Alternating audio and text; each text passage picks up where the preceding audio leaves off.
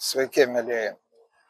Na ką, pridavėm popierinius piliečių parašų rinkimus, rinkimo lapus, referendumo iniciatyvą dėl grynųjų pinigų atsiskaitimų išsaugojimo.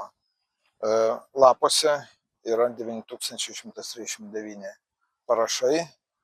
Vienas lapas priduotas supykusio piliečio, suplėšytas, ten suskaičiuoti mes negalėjome.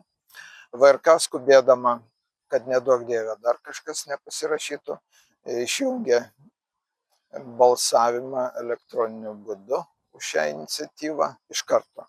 Ir įrašė, kad elektroniniu būdu pasirašė 10 614 ar 17, čia taisymas yra, piliečių. Vienu žodžiu, na ką mes matom? Mes matom, lyginant su 21 metų iniciatyva dėl referendumo kartelės sumažinimo, mes matom, kad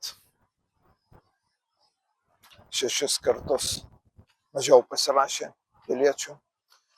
Mes matom, kad žmonės bijo pasirašyti, žmonės bijo rinkti parašus. Baimės atmosfera, deja, Lietuvoje tik stiprėja kiekvieną dieną.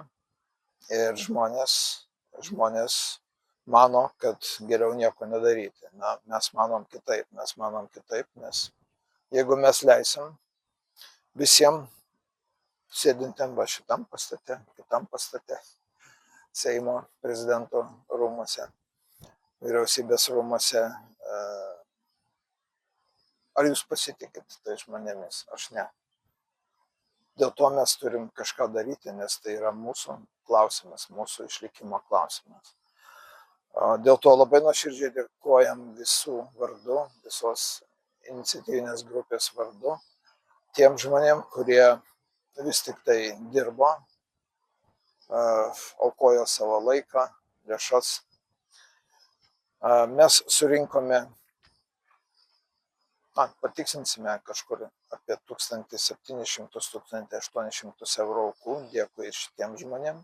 Tačiau noriu pasakyti, kad mes neišleidome ne vieno cento, ne vieno euro cento, ne vieno euro. Visos aukos yra. Ir situacija yra tokia, kad Vyriausioji rinkimų komisija, siekdama mus įvelti į teisminius ginčus, suklaidinti, jie nusprendė ir išaiškino, kad parašų rinkimo metu už referendumo iniciatyvą jau yra agitacija.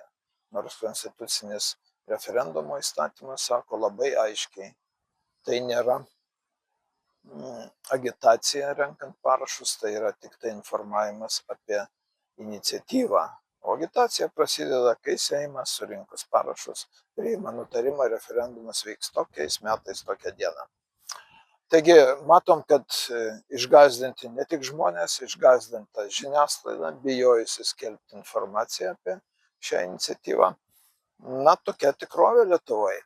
Taip kad, mėly žmonės, dar kartą dėkojam jums visiems už pastangas.